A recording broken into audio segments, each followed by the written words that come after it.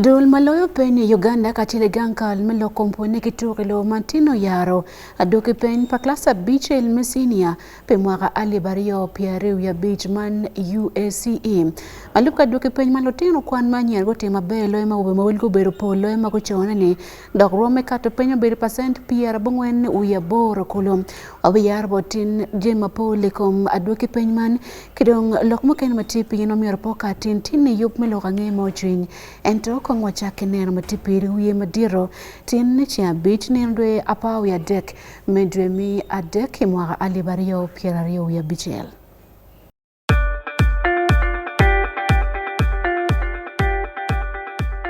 At least the one thing for now we can all agree on is the soap to use.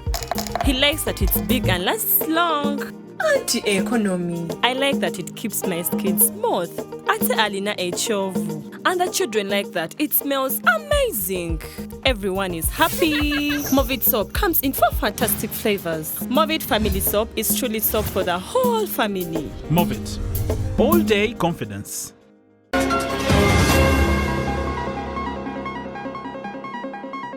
Minister pelo komponye kitura Uganda tino chwalo waga doki peny pa klasa beach elmesinia magoti mo peny emwaga alibario piario ya beach. It is now my pleasure to release the results of the Uganda Advanced Certificate of Examination for public use, and I thank you all and God bless you.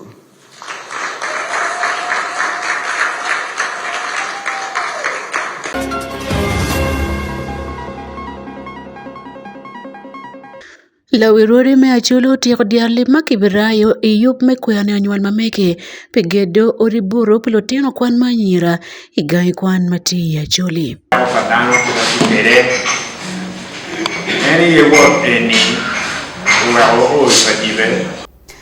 Amori matek ajulo kanalo ange mochwiny kombeti korke kore ania Sunday Akumu. Minister peponye kituro Uganda man meko Janet Museveni teenager beach oyaro adoki peny pa klasa beach elmesinia magoti upengi mwaka mokati man peny mekelwani mono Uganda Advanced Certificate of Education ya UACE man me mwaka alibario pieru ya beach ikarme yara adoki peny manyu nebo welo tino kwan alip mia chilke piar bichile migimia ngwen nguti mo peny man mwaka mokati dok bene rome kato penyo beru % piar bungenu ya boro magaramo nango chaba ticket peduge pin mangengo no man principal passes a dek dong bene ario wanen kong report matut komandoke pin me klasa beach elmesinia pe mwaka karo eni iyup miloka ngemo chin committee. Malupe kilok payone plutino kwan alip mia chel piar bichel kimia ngwen ayegun guchoyo penyman emwaga maokati. Nyoni moro mete ni ya kilotino kwan alip mia chel piar nganu ya chel mia buan ki piar buan bichel magutimo peny marom kimeno emwaga alibario pirwa ngwen oyero ki % apaw ya biro tonario. Ekom lutino kwan egoni lutino kwan alipiara biro ya rio mia biro piar bichela ngwen gobe lutino kwan manyira kadong awobe obe lutino kwan alipiara bongwen ya dek mia bichel ke piar deka bichel mauchumbi % piara bichu ya bichel tone adek. Ikom lutino kwan egoni lutino kwan mia biki piara ngwen gobe lutino magitiki ngolo awobe oberu mia rio piara biru ya ngwen kanyira oberu mia rio piara bichelu ya bichel. Kaepora doki peny man wakaweng lutina nyira gotimo peny mabaye lo wot kima awobe lotwale i subject chalo wa ichura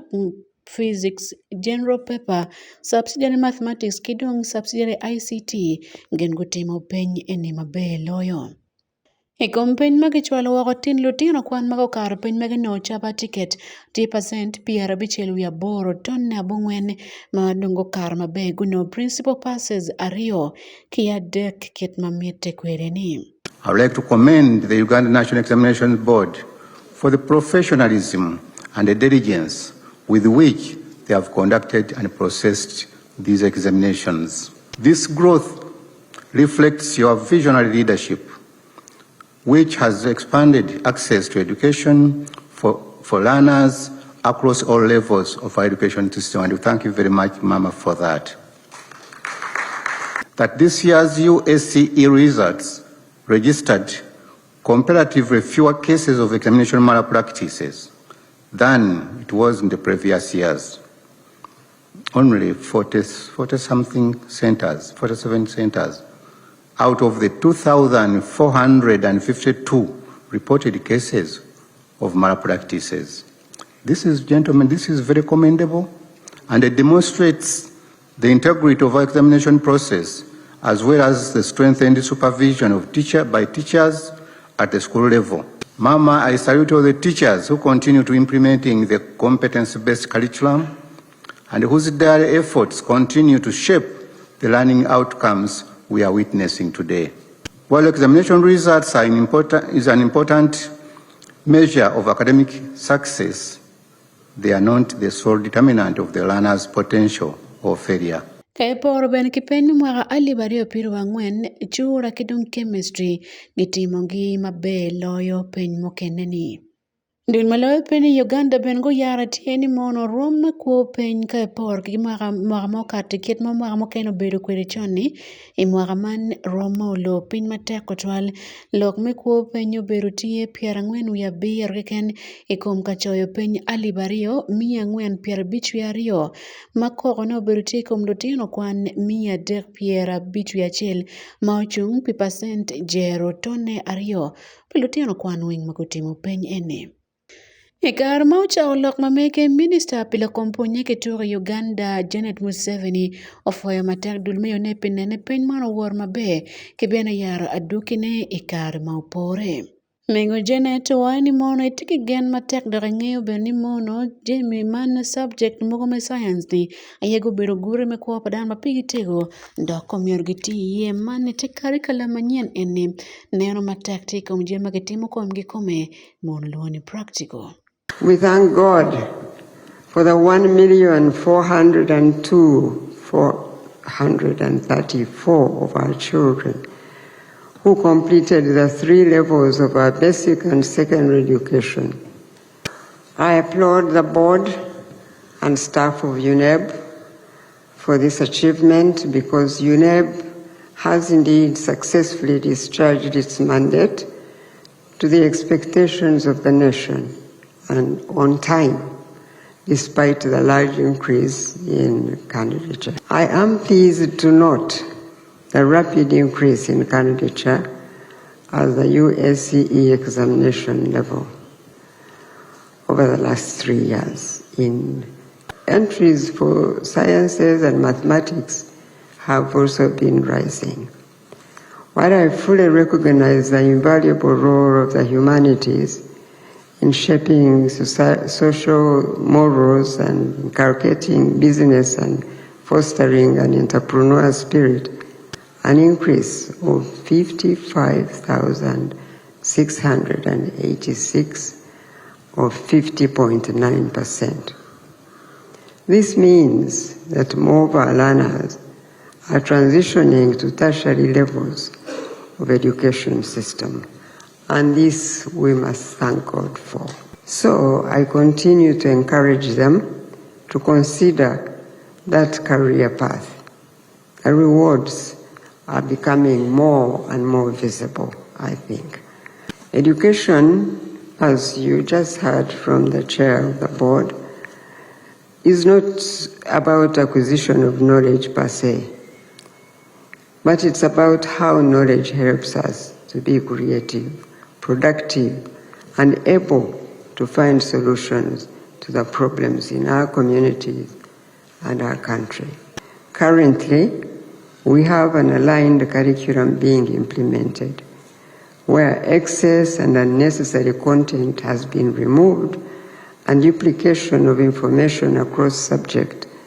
areas has also been addressed. I congratulate the candidates who have performed well. I encourage the learners who may not be satisfied with their own results to use the opportunity that you have to try again or to consider other education pathways. Egar madong tikati akoloke minister wani wa protein kwano gotiyo mbin magorni pego ngin ena idang agire pakoma meki gen futi ya nyimgero mo dokteni gang kwano ya kunwo peny mani mwakani eni kadong go kat ko mete roma malo ngitier kode rom kwan mo kene ilobo Uganda kany. The persons who may have E's, only E in all the 8 subjects that they have presented themselves for. These, we used to call them fail. But now, under the competency-based curriculum, nobody is a failure. Even if they have not met the basic minimum for UCE level, they have acquired some skill that they can use at somewhere else. So we give them result 3. Pelo wange mo chwiny e Wan Luo television ania Sunday Akumu. It is now my pleasure to release the results of the Uganda Advanced Certificate of Examination for public use, and I thank you all, and God bless you.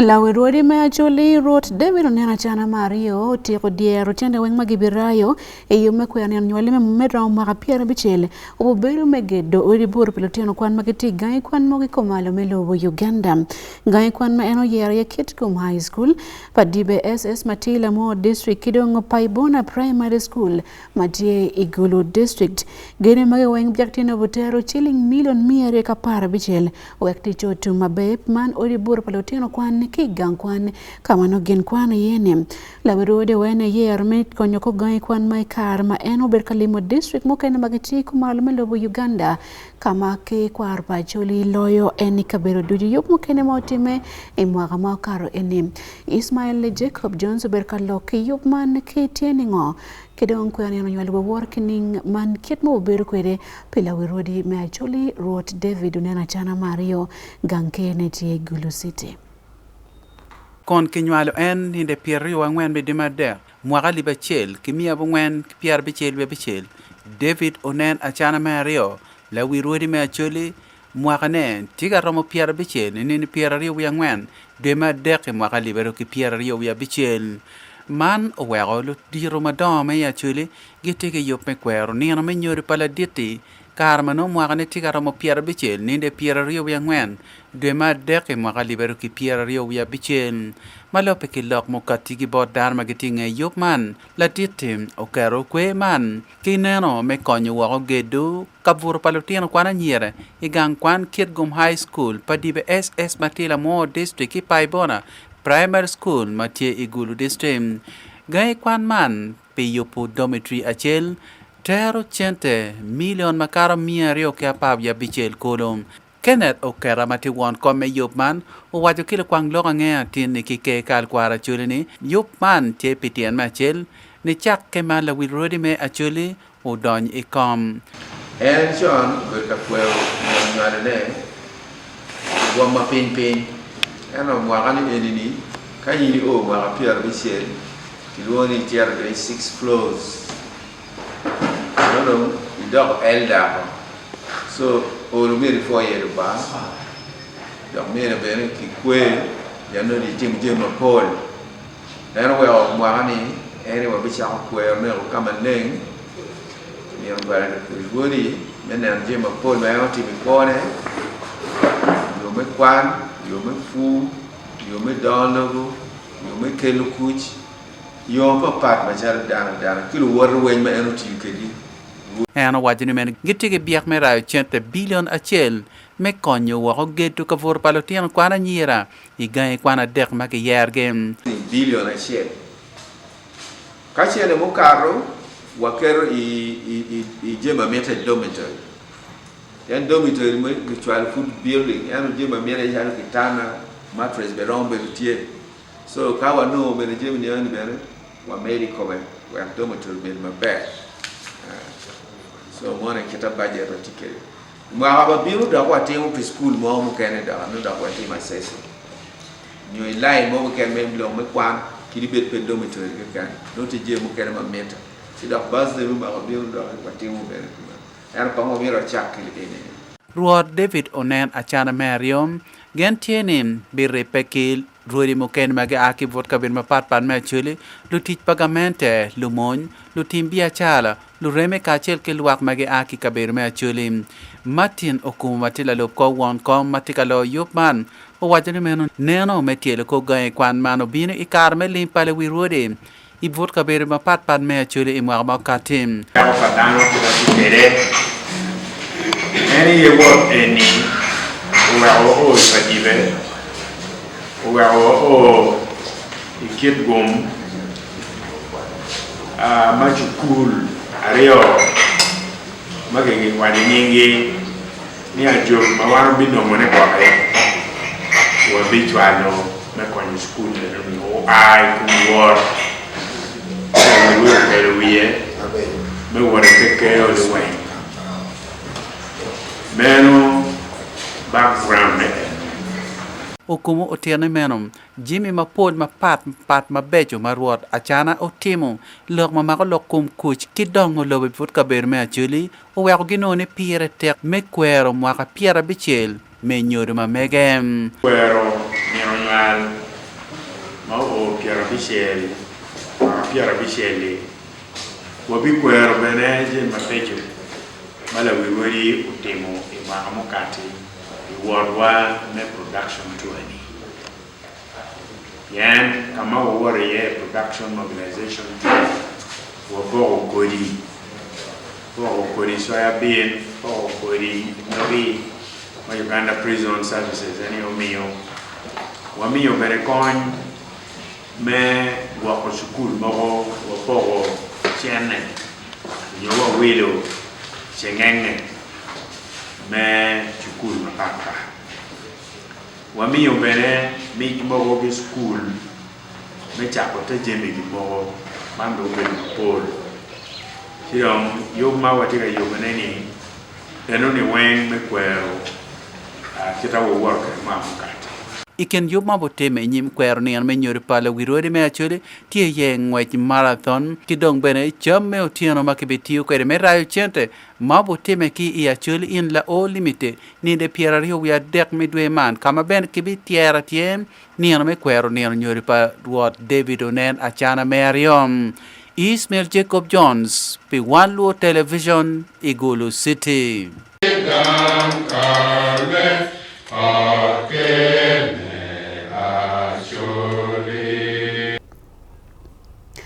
For Madit, both Ismail Jacob Jones Bikele wa ripoti kwa mkwero ni nunywal pala wirodi mea juli. Dul Makiloni Makere University Research Center for Tropical Diseases and Vector Control ngoti ofun lugwak le manlufu kidong lu daktari legen PR Boria Beach magitie Igulu District ponye mano temeke Igulu District man dokbeno berutie gin mapiera tekotwale me ponyo dana lokom gwake kom tuo muken mamakule yitutwale kom kudo kijemo ken mapol mamakule kom gwako le komado melobo Uganda ladit maberkador yup me ponyman Rogers Ronick Somara tila diara maaki Dulmani College of Veterinary Medicine, Animal Resources and Biosecurity Makere University wani mono ponyman piretek weki yup dana me achuli guchak nongo mugoma beni woke lokom gwako le obed me biachara onen kongibo David Magere entila George pa Wan Luo Television. Itoteme ne anigi lwenye komukodo gi tuo ma okodo kelikin le totwale diai dul mago aki Makere University Research Center for Tropical Diseases and Vector Control gen gu fonyo lufu ki daktari le gen Pierre Boria Beach itoteme ne ani oloto jomagi gwako le gu bedu gi le makom gi yot ete dul nyo project magi luoni monitoring of ticks and ticks acaricide resistance in Uganda nyoni motani kono neno payub mantie kon me ilo kero palo fu menene gen gu gwa le makom gi yod dok milwanye kom kudo mapol kare kelo ayela kom le mano balo wo kid me gwa le lok ma aki bo Rogers Ronick Omara ma eno telwi joman dok tiela kwet bene ti laboratory technician I College of Veterinary Medicine Animal Resources and Biosecurity ni COVAP mati Makere University Kampala eno terne men gen gi yer jo Pierre Boria Beach man ma kin gi tielu fu nyolo gwa le Pierre Bichel kidong daktari le piru bichi kono menene oloto gen go no ngej mapore ki kare man mano pero me okuruti ka yelo le matek adadani Tino Bion Guru City, being under Project Magaloni Mota Chumpi monitoring of ticks and tick resistance in Uganda. Project in Matino Bion training vets and paravets relating to tick-borne disease diagnosis and Biangaloni tick resistance diagnosis. So today we have convened about 60 farmers and also about 25 vets and paravets, both from the public sector and also the private sector. So the purpose of this training was basically to enhance the capacity of these vets diagnosing tick-borne disease. And also, Nyangolufuni, particularly lab, renovating under Mota project, Makedoni Gulu Regional Veterinary Laboratory. Lab in any Berkatimo, Yangaloni tick-borne disease diagnosis, Benamo Berkatimo, Yangaloni tick resistance diagnosis. Nyang Yad Medamati, Kumkur Mati, Forma Megini. Fonye mano timeke district council hall me Gulu mati Gulu City Icheng Angwen. Inoni Margaret Adong Matila Kwokle ma agi patio sub county Gulu district kon beno jolo kit fonye man do terni o konye en matek adada pian kar mo karangech ne rwenyu lene nyo pero me okuru yilu lene atira tira. Mara pian na chame ka Gwokle na. Merle no ni ono ko to pian ono ti biasa ni gwa an la ti ti no we ta na ko ni ono na pe shi bu ki ro an shi ro ti na ti dan ko yan ka we a ko ne ho o ma ka gwa no pe mi nyo ti no ro ni mi dan na ko we ko no an pa di don ki jo mi dan we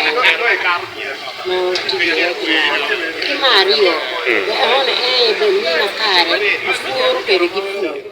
yana hani ti chalo disbed ni na tu ko ni tu ni fu ko ni ti wa e ti o ge ma be ni ke lu cham me gwa no gang ni ano no ni ti ge ma be Ngo me panyo mabe atira na ikom kuony matin chak kudir me wechawa. Ya ma panyo mabe o mi ara pit le makele era sha ti kare du ne na chere chere no to no karo no kan le tas na ma pa no pia ri ki le ko ni ona ka no ti le ki no mi ar ne na la ke no yang ma no cha ke du ma ke la na kare ma no arom no ti le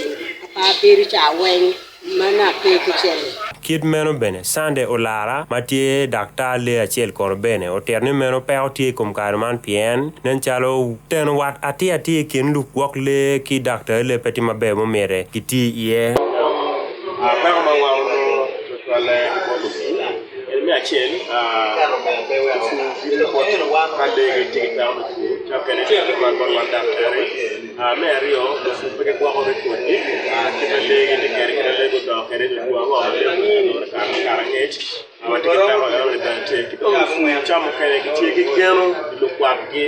ika chuti leo mano pedo ngo ko mi yet wan ne cher wan da tere me cher no la kwa do ki do leo do aro mo che do ngai do che ye de ki ye ka no do ngai ki ye ni da no ki do lu fu cha mo kene ti yo ki ye ri bene ono wa ono pegiti ki nge che kere ki ya ti men we no wan da no challenge attack da karme ngo me ki mo chin le biane no ino ya demonio ine gamo ke kor so perma wan da kero tikere Geoffrey Akena mati Councilor Beach magi yerpe ba degla yibi division kono o lego jo magi gwo le ki Dr. Le Metit Kachiel pien kom karman kit me gwo le tek atira ma meta ni meno ki ten kwad menene o to le gon guno gwo ma be wek beno kon jo magi gwo gi cha lego ni ma waro na ka wa no ye o kon le wa wek le wo be ma ko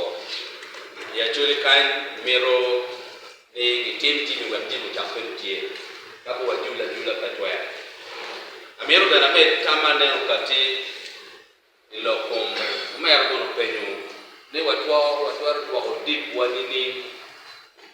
eno wa ana ti ta ne lo me outreach mero ta ko ti ma da community Wan Luo TV David Magere Igulu District Kawadire lao Ayabi Town Council mati kwa nia district guti odonke to biekli muyewie mawodoro tich Town Council man will me chilling million PR bichelu ya beach man pe mwagalim alibario piero bichel alibario pierario ya biro ikare kon me yar biekli man wiyewie inyim council la honorable Dennis Ocheng mati karan pe lokom lim go yup kedong doro tich Ayabi Town Council ayoke kalome magiti any odd council inino matini gomoko ni twero tidoko obinel kinmeti yokoloka kare kadonke yaro nyoke chwalo wakatie en bieklim ni enim Solomon Okabo oberutie odd council me Ayabi Town Council mati kwa nia district alubre kede chogo me miha amedini suchieng aran melim ngoyo miha kede tela ochwalo ho bilon pierdek ya bichel ti tetela amo chung pasenti pil bichwa bich lim kere goyo miha miliona ngwen chung pasenta biru ke tonera bichel kebro kortich miliona boro pasenta chel ke tonera rio berbera kanchil kere jami mege miliona paru ya bich chung pasenta piru ya ngwen itepur chato wil kere gwa korech miliona chel chung pasenta chel ke tonera bichel punyere kere yotkom miliona rio pasenta dek ke tonera bich berbera mon otino kere lwak miliona dek chung pasenta bich Kanchil tikere gen mera yu cholo mekin pashu milion piro wangwen pasente pede kuya biro ka tikere gen menu nguchente bor government malo milion piro wa biro ite discretionary government transfers pasente piro ngwen wi dek milion apar wi dek ite discretionary development equalization grant DDEG pasente piro rio alobre kre Dennis Ocheng arana me bolim ngoyo mi hakere tela the local revenue the budget estimate me wano kero ho wano biya ho ni ram rayo le me ram million piario ya ngwen kar shel kre la bishel kre shel tu piara abiru ya rio ya bishel le piara rio mano be shenta me wano kero gu be shenta me wano ra bojo e ka men na me gamente mi wa mo bedo DDG wana ti kar shel kre million apar ya dek to naira beach eka men na medang government miwa me obedo unconditional grant olu UCG 10 million piare we biro kare shel kriton nera ngwen limwani ka wano ra ko kare shel beda menu ramo million pier bishel we beach la bishel 2 pier bishel we ario shilling tutumia abongwen shilling mi abongwen pier abongwen Shente wano kero buluntawo binu konyowa iti chogo me council Honorable Sam Opio adoro johrema Ayabi Town Council obino duho mi haman inyim committee sa papat me kanchil yober me moko mi haman idwe me ambich. The draft is crude, so we shall expect it to be purified. Therefore, in your committee we expect you to fully purify it. Judge that by the very time that shall be taken for approval, it is fully purified, because it is only budget that would appropriate all the estimates. So I expect you in the course of your scrutiny to do all the best. John Dennis wan kuma dogna Ayabi Town Council otironena kanchil pimo halim aria piruwa bishel aria piruwa biro wanti no kero chogo budget ukera pole to chak wiye en na pira tek obedo gero office wa nyen me Ayabi Town Council tubedo yabu yode ameti yabi kedena ting inge yode me mi town beda abe amut pe Wan Luo television Solomon Okabo Ikwania district Kaberamai do district dul Malawi Uganda la woni chiangwen guyo bokono kui pe kaberamo ken mono kui pe ke moko loke mabe to twale Kaberamai do town council oberutie pikom pa jomagiti chung pe jomagiti ngolo James Collins edono matingad mober kalo yeman owani mono kaberme bolo kui tinio kui war mabe la woni dok no ben la chuma bero papati NRM aye enayo loyo kui pe bero council ama chung pe jomagiti ngolo en ni Kaberamai Maido Town Council kono piem mano belte mateke kin Alex Ronaldo timo mauchung Labour Party kedong ngat mono ti kom ikarimeno Joseph Obongi me NRM magin wengo no guchung wigul kurwate ke kuya biro owere pedon ke yara loyo mekene kui makibolo idwe miario enim maiko nyeti Kabere Maido District. Erionget amelo kopikom yer enotimo yer achel alem odong pia maker karachel kedingwalasa Kabere Maido Town Council ikom yer mechengatin jare enaudu tichungo Joseph Obongi mepatime NRM karachel kedda Ronald Alex Otim audu tichung apire kene Otim na lemtie kansela dida ebedo ikansulo nan pitieko mwakin otariwie kany yer mechengatin ngata lawyer James Collins edonu eno wacho be Obongi eno wudo kwir kanyangon dida Otim wudo kwir kanya pekene kene Bala presiding officer amete toltelo yer mejo gore town council amitu mine waduogi ni me kitame ucho kede kwir o to aman ejaka eti Otim Alex Ronald amete chunga pire kene dodi ene sawa ina tichungone o udo kwir kanyape ejaka eti Obongi Joseph amete chungo itikiti mena rem o udo kwir kanyangon jono becho kawan to tieko ine Otime na udo tie karachel kede ngur de wacho be udo porewe ko gini bet joyi yo wuj kwir ka tomon wiyo ngwon kene balak tek ngoche udo tie kede do electoral commission wacho be gini ko udo nya wuj kwir achel a udo darling Francis. It is okay. The other time we were 14. How makes that thing to become 15? That's why I'm complaining myself. And we do or we one another pass. So it is up to you. You are continuing making that. And people are making it. One person was repeated. Was the day there were 14 people. But actually, the number was 15. But one name who was what? Was repeated.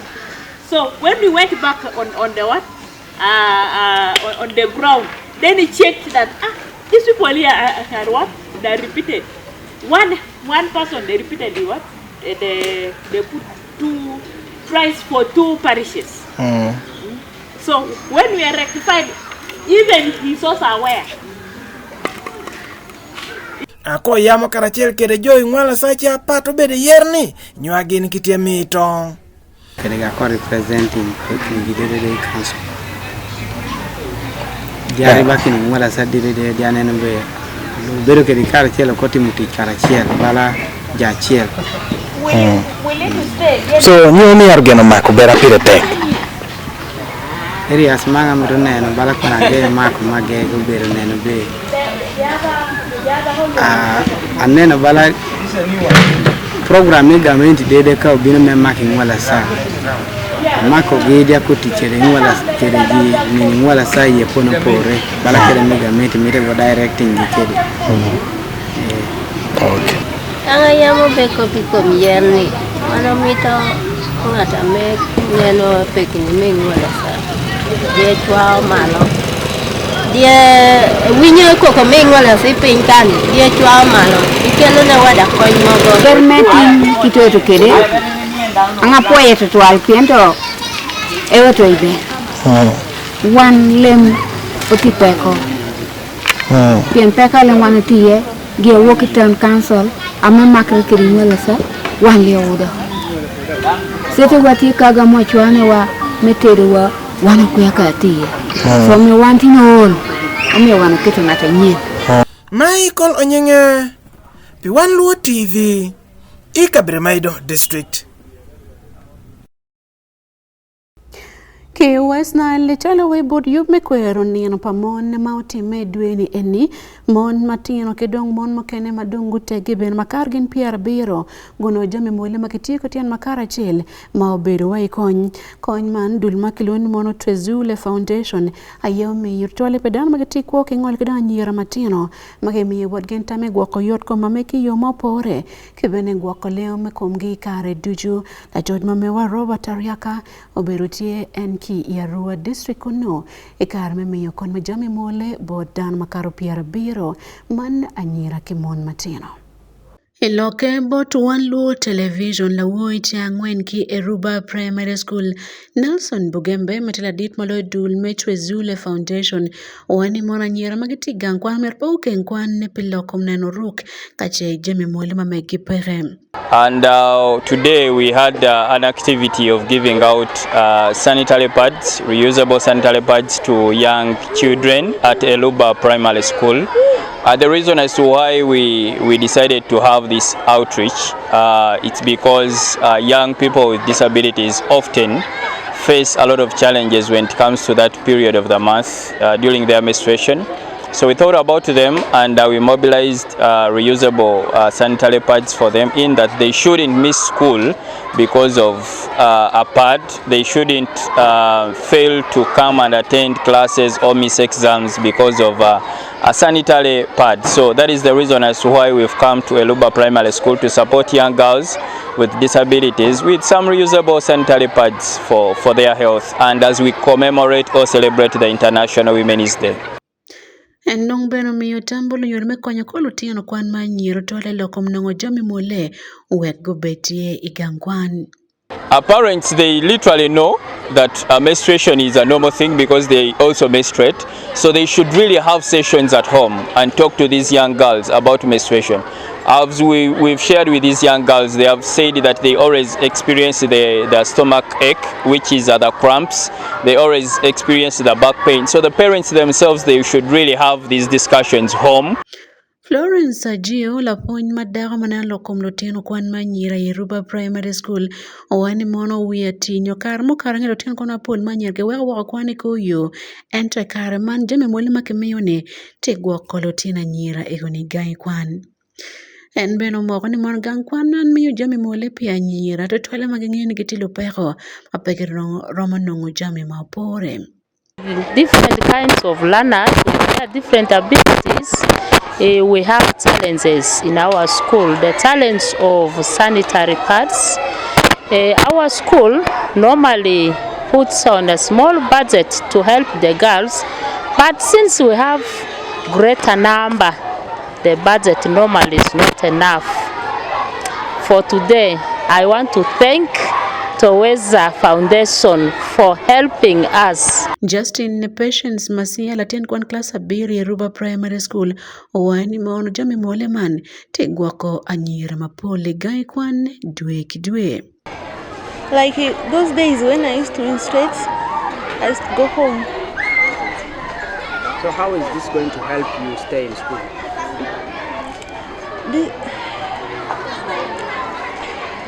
Will this now help you stay in school instead of going home? Yeah, it will help me.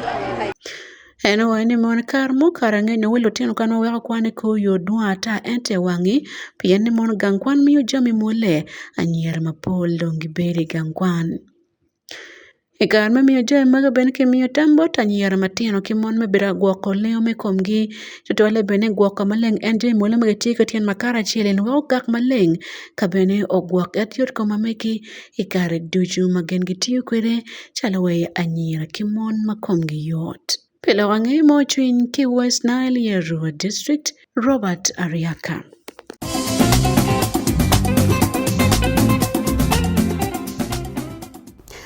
Elokom biacharo tela pabulu magiti ya Arua City gucharo bena yub mecharo kati magiti tepati NRM man NRM Youth League tika yub mecharo dul makilwani monosako man dul megwakolima megipi kikengi ikare mebel tika choka mauti meki Universal Mati Central Division geno wani mono chako sako manyene nubokono gen mapole gipeke tichi mebel gen mamati machingen wekiri kilwani kompere patit matika deyo bul mapole ilobo Uganda ikare mani Emmanuel Ojok take report mo biro de kombiti ilo rangia me biachare Wan Luo television. Jurutela pa rado manwangiri ya Arua City ite party pa NRM magiluangirinia NRM Youth League gishako kan yubirwa nishako sako migi manyen giwachunia pire tek ni neno niya gichako sako migi gigi kara gikony arado male maupe kutich idie city mirarua. Jurutela eni gichokiri karashelo I kabedo pa arado majuluango One Stop Youth Center manwangiri isel miniva man giweshu ikite magishopo kanichako kurusa komigi ngati mauponjugi iyore michako sako mani neno niya sako migi udango utie jobe laiko maneno William Luor I city mirarua nyoke commercial officer ewashunia ponju arado eni piretek karaginenia gichako sako migi yore maupore man gineno niya udango bir anyim. Today I've come to train the youth leaders on a cooperative formation. Basically we have been having a challenge among our population on a cooperative knowledge, but today is an opportunity where we are able to let them know what a cooperative is and how far it's different from other associations, or like VSLA and so on and so on and so on. Cooperatives are voluntary association members that come to empower people economically, socially, and then the activity are done in democratic manner, and they must be owned also by members. So in this case, they have to buy shares, do savings, among others. Francis Bayo mautie jawikompa NRM Youth League eni I city mirarua wachunia ponji eni ubinu ikare maupore mania arado male magitie die city mirarua gipe kutich mania sako migi eni kageshako niya gibeshi jolo arado cheke koya mokupe itenge mi dini itenge mi party nyo itenge mi suru. Let the young person at the grassroots level understand that if they come together, they can do something. If they come together, they can do something productive. If they come together, they can cause a change. So the narrative of saying that the young people are wasted generation, or their work is only to guard the road, doing nothing, as someone wants to come and steal the road, we want to change that narrative so that our young people tend to be productive citizens in this country. We had, I believe, and hope that if young people are empowered economically, if they join these such circles and they invest the money they get from the circle very well, and they understand the purpose of the circle, they'll be able to transform the level of criminality in the city, will be able to reduce. Arado Ashel Mabedu Isel Mijacinto manwangiri I Central Division ya Arua City uwinjo kubero man ejolo yub eni. Basically from the engagement of today, what I have learned is that about SACCO. Meanwhile, SACCO, the difference between SACCO and the village saving and association, these things here. So when you go to my community down there, most of the people are doing village savings and not what association. And from what I've got right now to see from these guys here, meanwhile, SACCO, working with SACCO, there is a difference between SACCO and the savings, village savings association. Basically, SACCO, meanwhile, from my understanding, SACCO is an upper hand for village savings, loans and association. Wan Luo television ano Joke Emmanuel Kudi City Mirarua.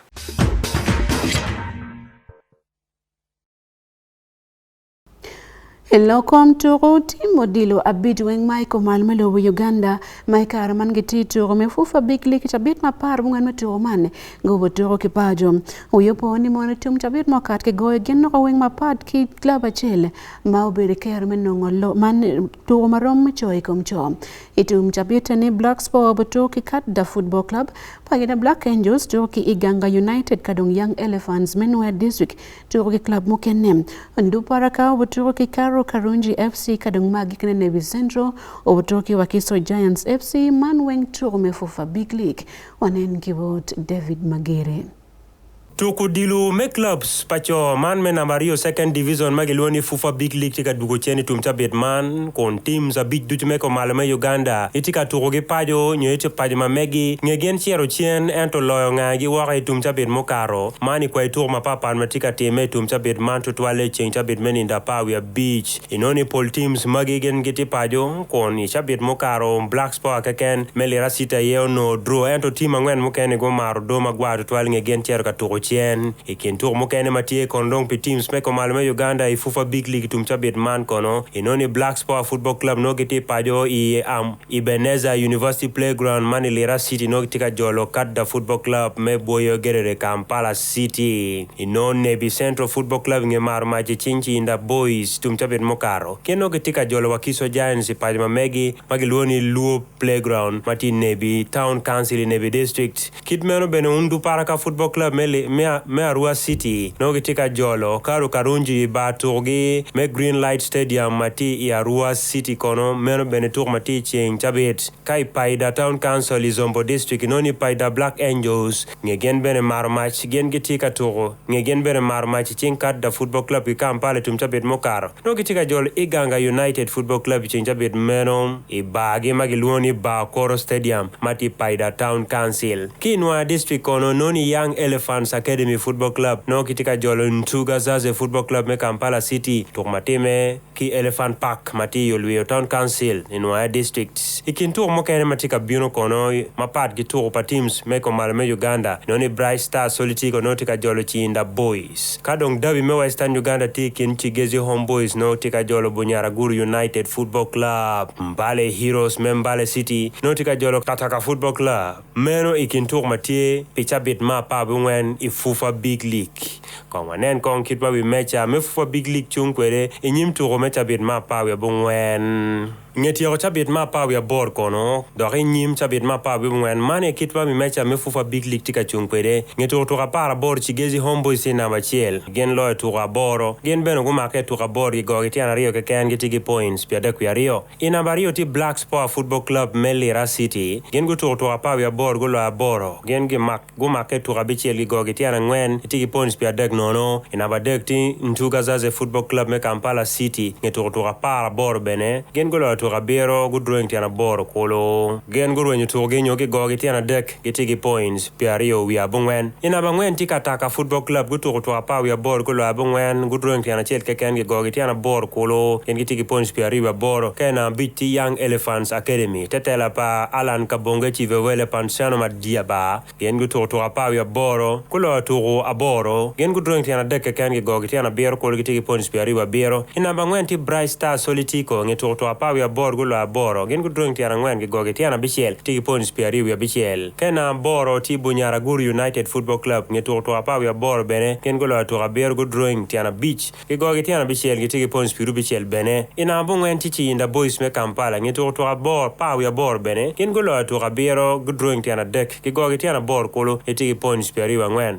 ina bapati Iganga United Football Club ngeto to pa wi bor go lo to bero gen go drawing to adek go gitiana bor bene gitigi points pia rio ngwen bene ke namba para chel ti Wakiso Giants ngeto to pa wi boro gen go lo to bichel go make to ngwen ke go gitiana bor kolo tigi points pia rio ke na pa wi rio ti Karo Karunji ngeto to pa wi boro go lo to beach gen go drawing to bichel ke go gitiana ber gitigi points pia rio chel kade relegation zone na pa wi dek ti Nebi Central Football Club ngemar ma Chinda Boys Football Club chabet mokaro gen wel to mago to duchuti ya pa wi boro gen go lo to bichel gen go drawing to beach ke go gitiana ber gitigi points pia rio chel bene namba para ngwen ti Kadda Football Club me boyo gerere Kampala City ngeto to pa wi bor go lo ngwen ke ken go drawing to bero ke go gitiana bero bene gitigi points pa wi bungwen ka namba pa wi pitch man na mchoro Mario ti Ondu Paraka Football Club me Arua City ngeto to pa wi bor go lo to big keken gen go drawing to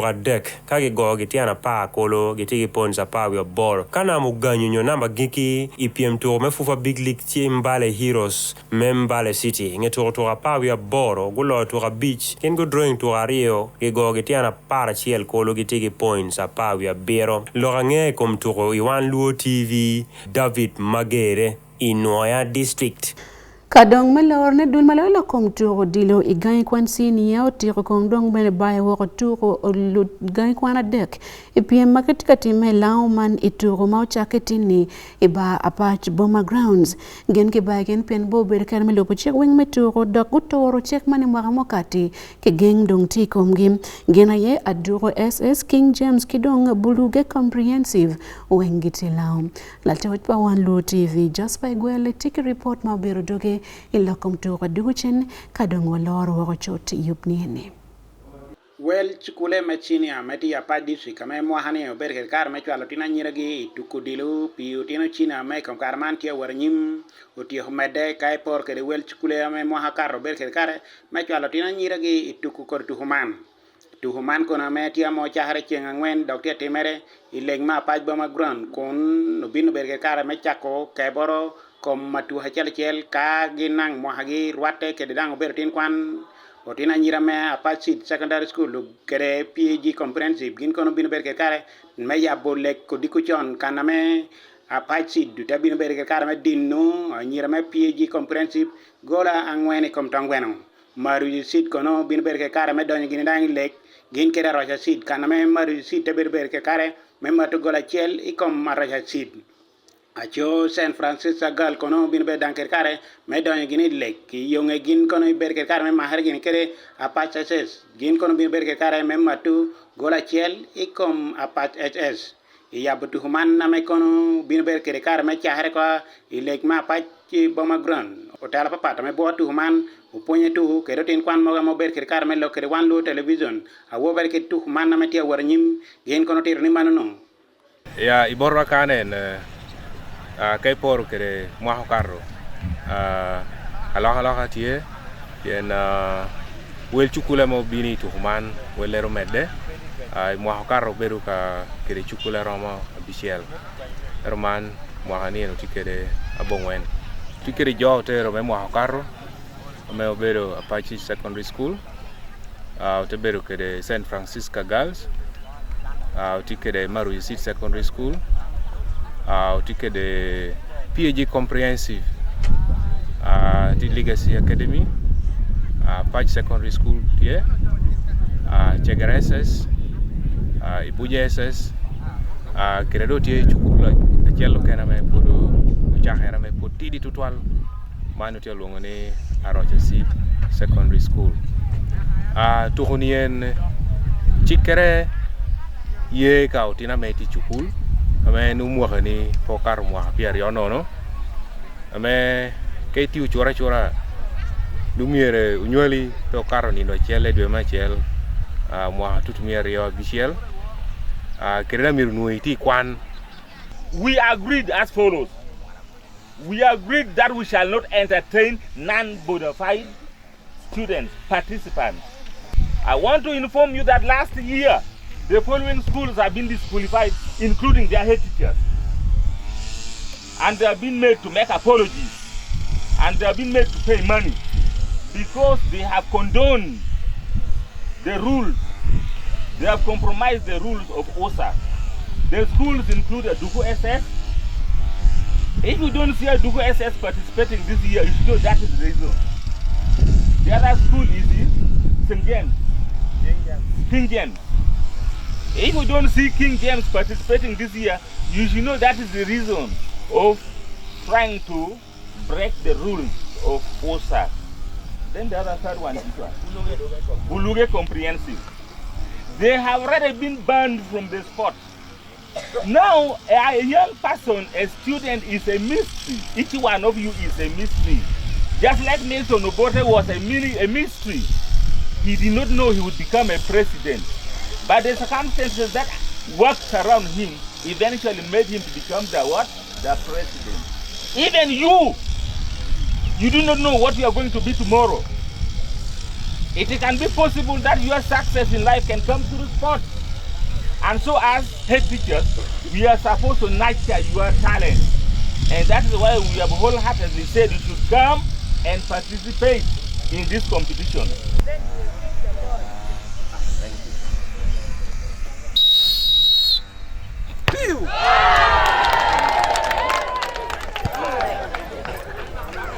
And we are very hopeful. The level of organization here shows that Apach district here better to Ali Kopmetuhu, the Hagenoni,